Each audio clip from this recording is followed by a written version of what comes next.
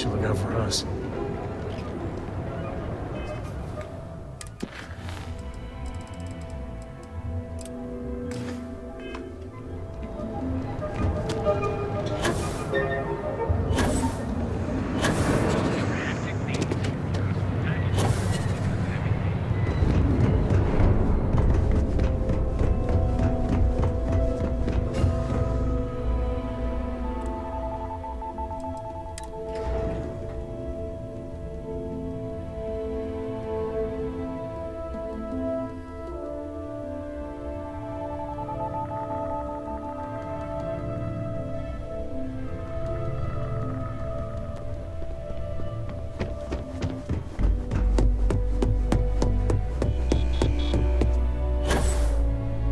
What is it?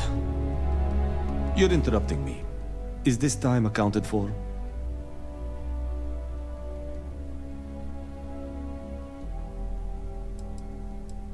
We're on a strict schedule. I just want to make sure this impromptu meeting is properly tracked.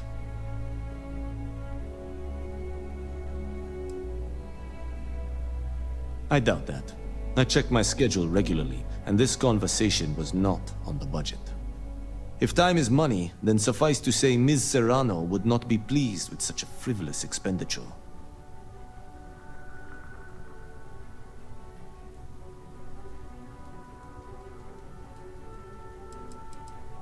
Ms. Yuko Serrano? Senior Operations Specialist at Ryujin Industries?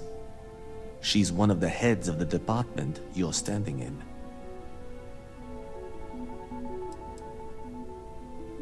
She might disagree, but fine. Let's leave her out of it. And since you clearly have bandwidth to spare, maybe you can help me clean up a, minor indiscretion.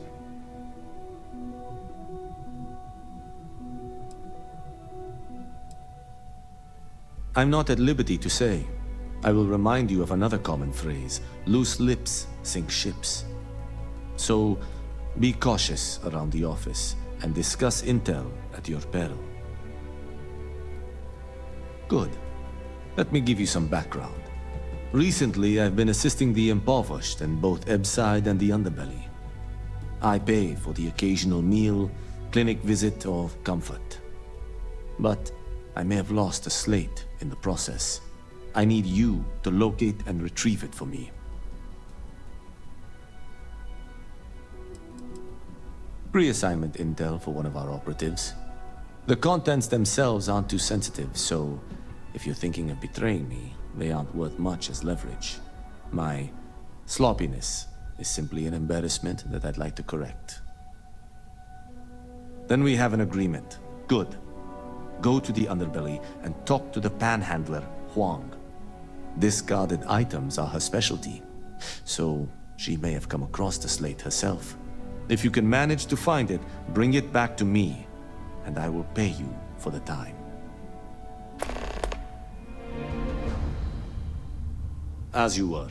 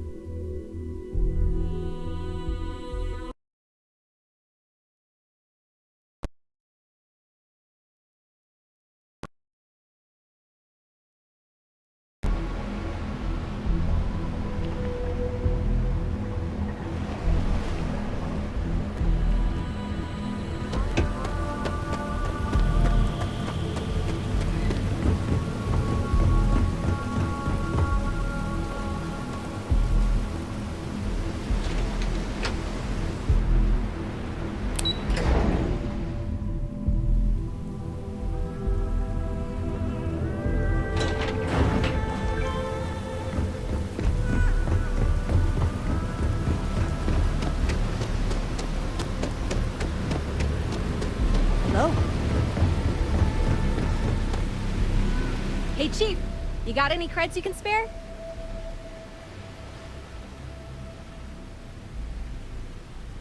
Thank you kindly. You're a class bass, you know that? I'll do my best to someday pay you back. Street's honor. This isn't a donation, it's an investment.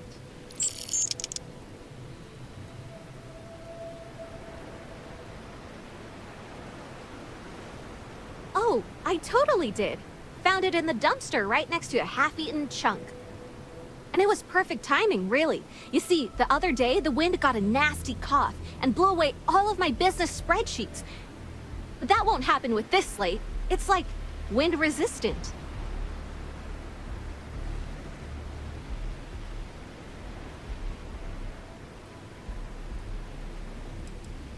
I do.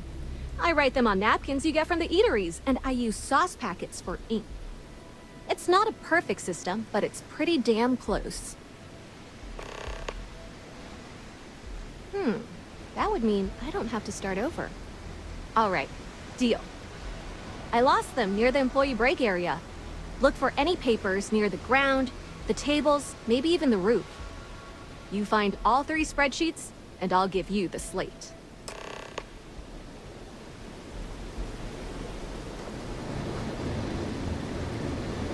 I could really bend your ear when you got a moment. I'd appreciate your advice. After our last talk, I just feel a little more at peace, a little more whole. Cora's grandpa, good old Jacob, well, he just will not stop pestering me to see Cora, and that's complicated.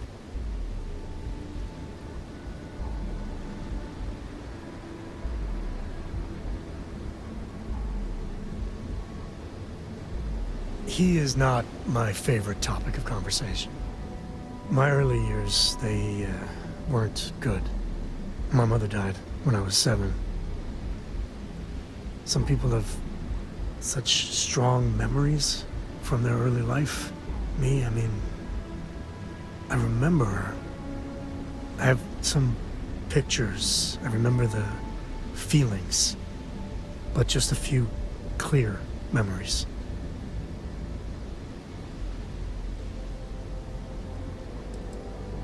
She had these truly ancient cameras, like caveman type things. To the room with a red light, she developed pictures she took in this chemical bath. I remember sitting on a stool, looking up at them slowly fading in, and it was like alchemy to me then. And that's all I have. Just glimpses like that. She banged up her knee real good in an accident. So she went in for knee replacement. It's supposed to be routine, but that damn anesthesiologist dropped the ball. And one day mom's fine, and the next, doctors take her away.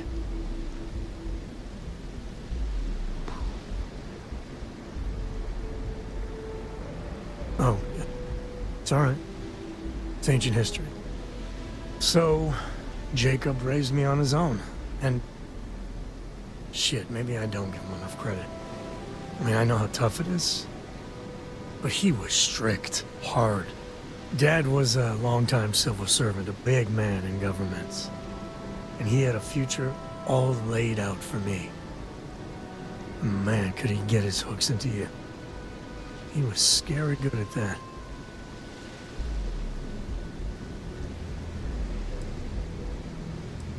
At his height, he was some sort of trade minister. A very prominent man in Aquila City. After I came along, he stepped down to a lower posting. He still had a finger in trade all over the collective. I can't deny it. He sacrificed a lot to be closer to Mom and me.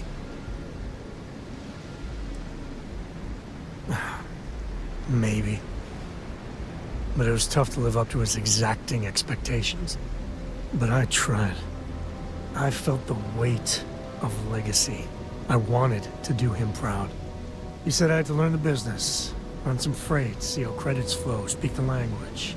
Meanwhile, he's working some angle for a government job for me after. That sounded even more miserable than what I was doing.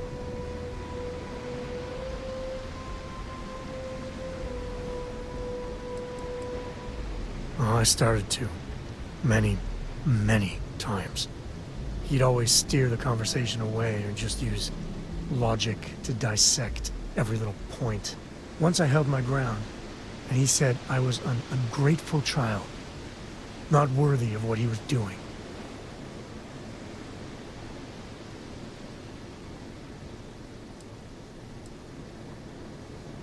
I know, right?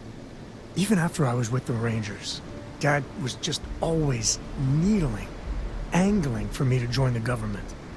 But by then I knew myself more, and I could stand up to him. And Lillian, well, she helped. If I let Jacob into Cora's life, he'll dream up some big future for her and tie her into knots like he did with me. A man could teach a master class in manipulation.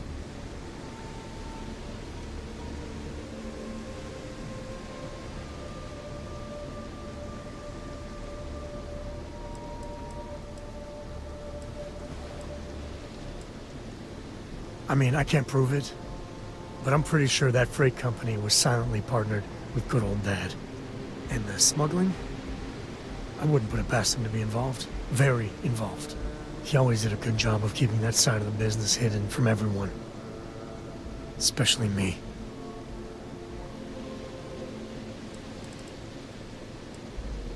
Well, no. But he hasn't had much opportunity. And he's a sly one. Not sure I'd be able to spot anything.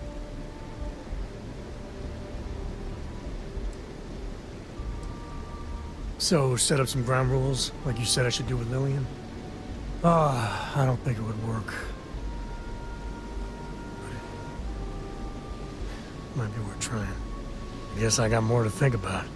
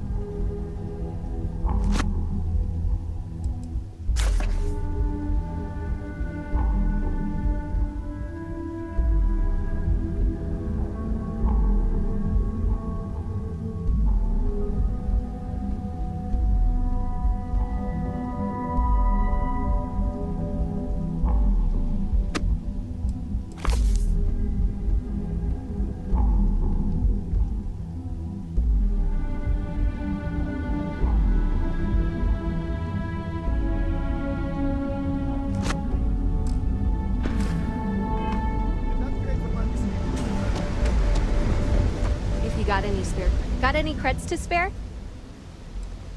Wow, you really did me a solid, Chief.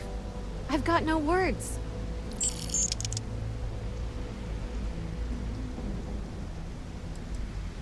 About 6 years. I bet you could tell by how good I am at it. It took a lot of practice, and some work on my messaging. But if you got any feedback, Chief, I'd love to hear it.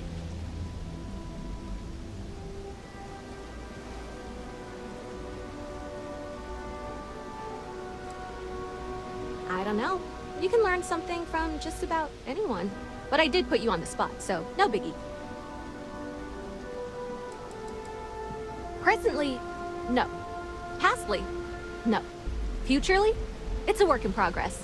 Depends on how this fiscal quarter goes. But it's gonna take a lot for me to upgrade. I found a primo spot next to the trawl store. I got a roof over my head and all the garbage I can eat.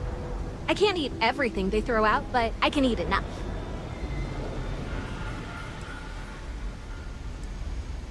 You want to know the trade secrets, huh? I don't blame you. It's a lot like real estate. Location and timing are big. You gotta be visible, but not so much that people call the guards. Oh, it's all right. Once per day is enough. I don't want you to go poor. Wow, that's real class of you, Chief. A+ stuff. Now I can get my books sorted, executive style. As promised, your slate. Tell your techie friend I didn't peek inside. And even if I did, I don't know what half of it says anyway.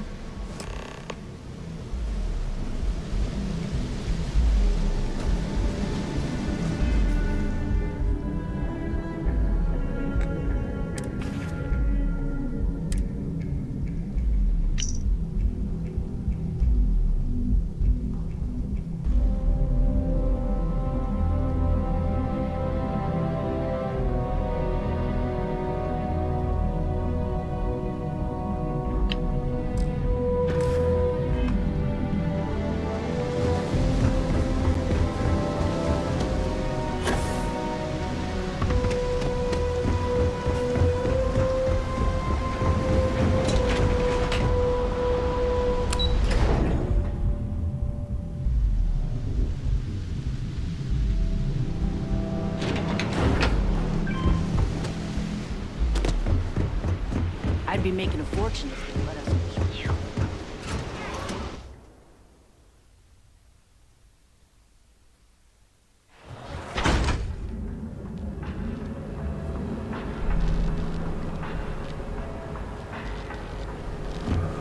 Days are too short.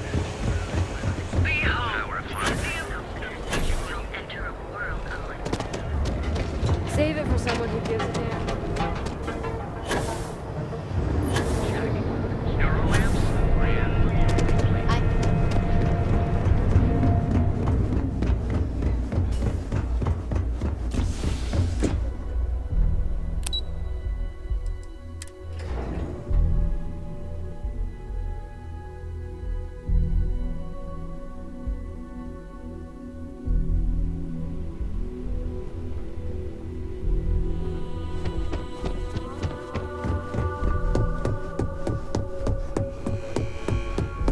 How goes the slate? Make it quick. I have a deadline.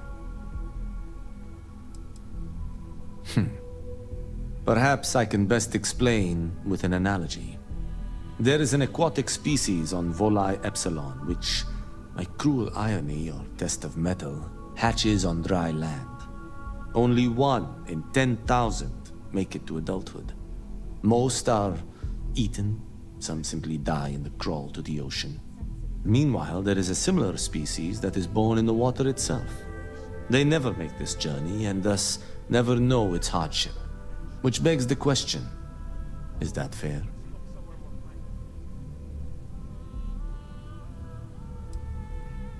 I agree, which is why I choose to help those born into poverty.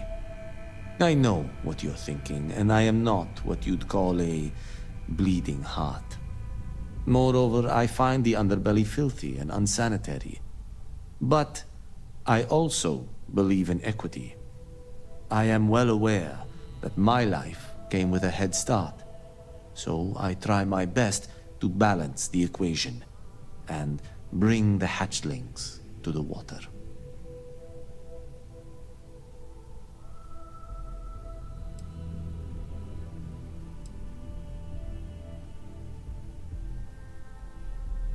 The conditions are character building.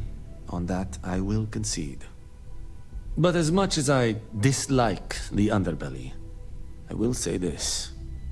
It is a welcome change of pace. When you spend all day keeping secrets, a burden is placed on one's conscience. The time I spend volunteering sheds some of that weight.